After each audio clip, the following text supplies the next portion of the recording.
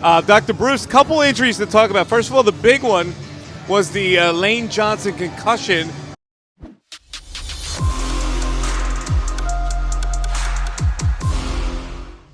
Welcome back. It is the Lehocky Eagles postgame show. It's time to look at some injuries that we witnessed tonight. Let's bring in our sports medicine doc, Dr. Bruce Grossinger. Dr. Bruce, couple injuries to talk about. First of all, the big one was the Lane Johnson concussion.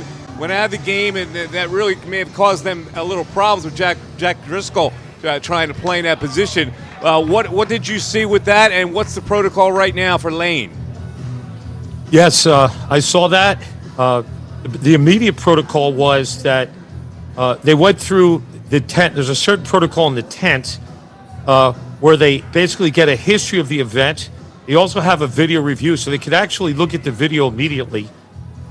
And then, obviously I wasn't in the tent, but I could share with the viewers what they do is they check speech, gait, they look at the eyes of the patient, and they also do something called Maddox questions in the tent, which is asking Lane about exactly what was going on in the game, the score, the plays, and presumably after that screening, it was determined that he was a no-go and he was unable to return to play. Okay, so you get the bye week coming up. I guess in a situation like that we're probably going to see him play in the next game, you would think? We just don't know. And again, as we spoke about 2 weeks ago, the teams are very conservative. For instance, Tua cleared concussion protocol, but you noted he didn't play today. So they're going to be real cautious, and every concussion is different, so I can't really predict. There's a potential that Lane may not clear the concussion protocol, and if he doesn't, he won't play in the Steelers game in 2 weeks. So obviously we're going to keep a very close eye on that. Lane's a very important player. And I think one of the reasons they ran the ball so much is because they had Jack Driscoll just moving straight ahead, and Lane would have obviously done a better job on number 11, perhaps. Hey, Doc, with the change of this the concussion protocol, and I know they're being extremely cautious now, and in a lot of ways rightfully so, but do you think they can take it to an extreme to where you're overly cautious at times? I understand the severity of what could happen to a player, but is there a balance? Is there a better balance in terms of how you critique this thing? Yeah, well, the thing they just added was the ataxia. It all focuses on that play where Tua got hit. Right. Ataxia and gross motor instability are two excluding factors. So that's brand new, Derek, since about 2 weeks ago.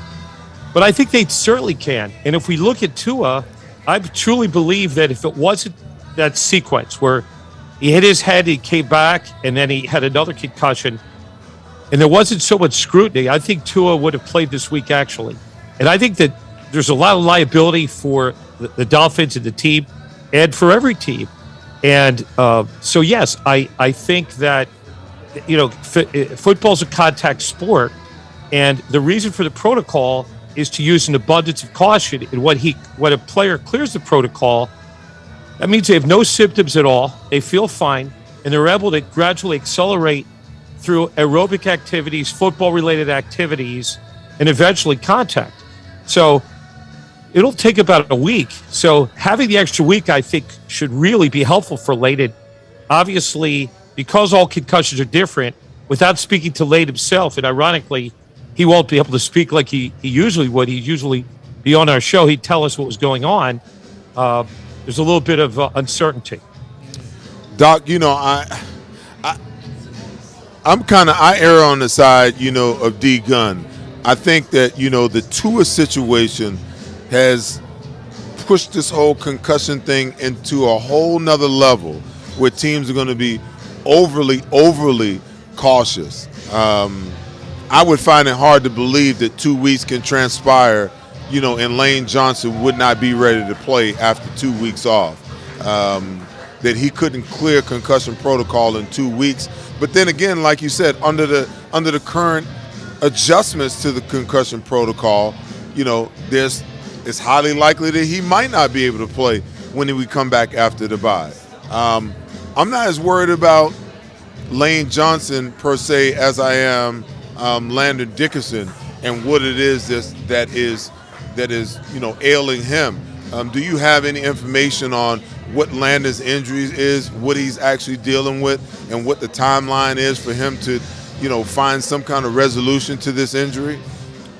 It's interesting that between going to the game, watching the game, and trying to search for every morsel I could, I haven't heard any details about the body part that Landon injured. We know he had 4 ACL tears in the past, various surgeries. Last year he was injury-free, remarkably so. And I don't have any direct knowledge, but that's something we're going to watch carefully. Last question, Doc, quickly. CJ Gardner-Johnson, looked like he had a hand injury, got banged up a little bit. It didn't look like he was going to come back. He was really bothered by it. All of a sudden he came in. It looked like they put some kind of a brace on it. What did you see with that? Yeah, I saw what you did. I saw when he went off the field. He wasn't moving his arm at all. And when you see that, you just don't know if it's a shoulder, an elbow, a wrist. Turned out it was a hand. I understand he had x-rays that were negative, and he was able to wear a splint, and he made a crucial interception. He had a great play. That ball, I believe, was tipped by Brandon Graham, and Gardner-Johnson had the key interception. And if we look at Epps and Kevon Wallace, their safeties, you noticed when they were in the game, nothing good was happening. Dallas was running the ball, and particularly regarding the tight ends, those safeties just were unable to do so. So when Gardner-Johnson went back, I think that was kind of a watershed in the game because, A, he's a much better player, and B, even with that split, he was able to execute that interception. And I presume they wouldn't have cleared him, of course, if there was a fracture of the hand. Beyond that, I don't know anymore. We're going to certainly follow it closely. He's Dr. Bruce. He's our sports medicine expert. Doc, thanks for hanging out with us tonight. I know it's late. Thank you. We appreciate it. Thanks. Have a great night, everybody. All right, too. Dr. Thank Bruce you. Grossinger. So we're coming back. We have our drive at game and some game balls on the Lehocky Eagles post-game show. Back after this. The greatest fans on earth. It's a bold statement, but would you expect anything less from Philadelphia? 58 years of heartache creates a toughness, a grit, a resolve not found in most.